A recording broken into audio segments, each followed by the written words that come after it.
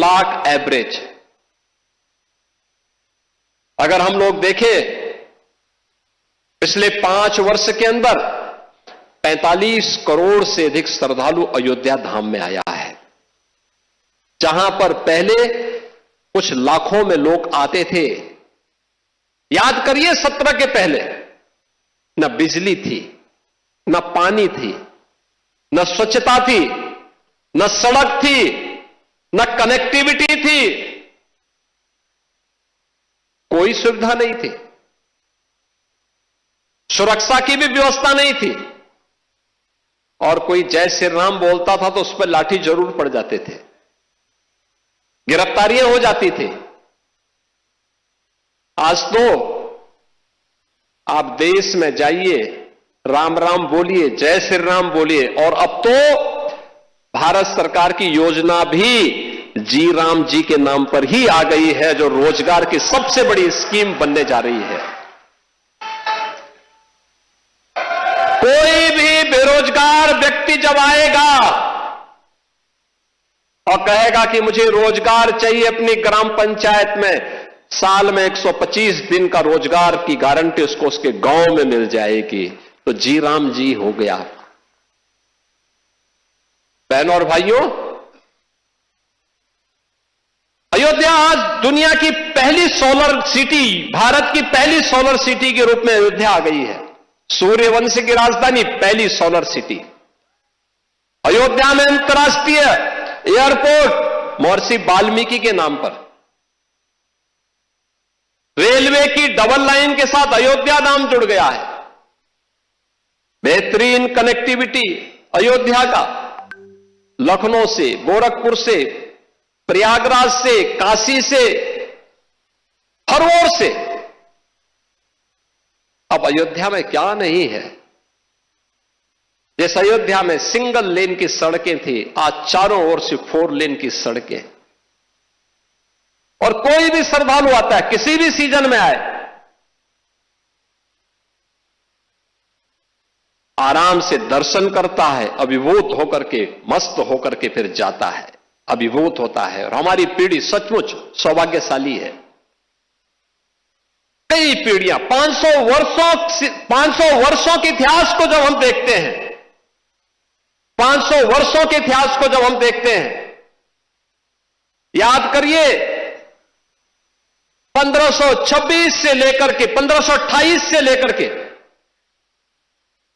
1992 तक, और 1992 से लेकर के उसके उपरांत भी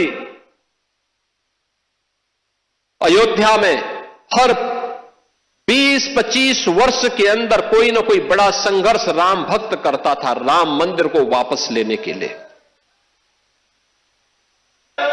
लगातार संघर्ष करता रहा, कभी बैठा नहीं, रुका नहीं, झुका नहीं। उसने सत्ता की परवाह नहीं की, उसने दमन की परवाह नहीं की, उसने गोलियों और लाठियों की परवाह नहीं की, वो लड़ता रहा। और उस संघर्ष का परिणाम हमारे सामने था,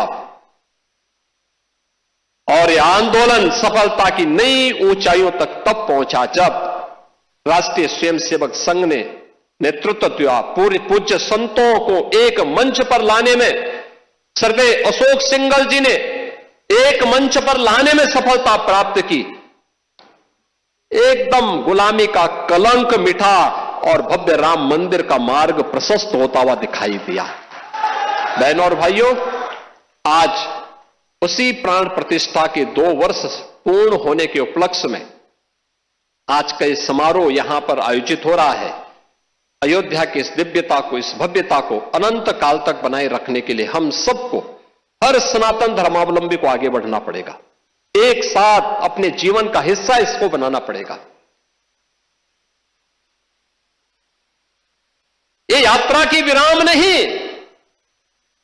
ये नई यात्रा की शुरुआत है। विरासत पर गौरव की अनुभूति करते हुए विकास के नित नए प्रतिमान को स्थापित करना, और इसी के लिए प्रधानमंत्री जी ने हर भारतवासियों के सामने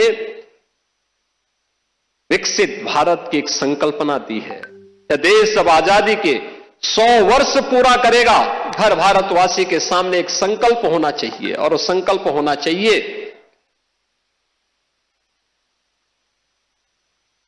हमें अपनी विरासत का संरक्षण करते हुए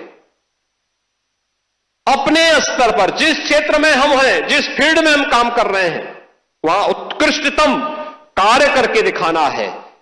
अपने देश के लिए, सनातन धर्म की ध्वजा पताका को ऊपर उठाने के लिए हम सबको मिलकर के सामूहिक प्रयास को आगे बढ़ाना पड़ेगा और यही प्रयास भारत को दुनिया की एक बड़ी ताकत के रूप में स्थापित करेगा।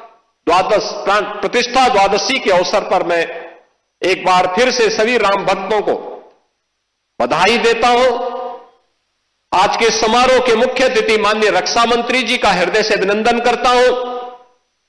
आप सबके प्रति भी हृदय से अपनी शुभकामनाएं देते हुए प्रभु से यही प्रार्थना करता हूं कि वो आपके जीवन में, कल वर्ष 2026 का पहला दिन है। 2026 अंग्रेजी तिथि का जो वर्ष प्रारंभ हो रहा है, यह पूरा वर्ष आपके जीवन में शुभ और मंगलकारी हो, इस विश्वास के साथ आप सबके प्रति मेरी मंगलमय शुभकामनाएं हैं। धन्यवाद। जय हिंद। जय जय श्री राम।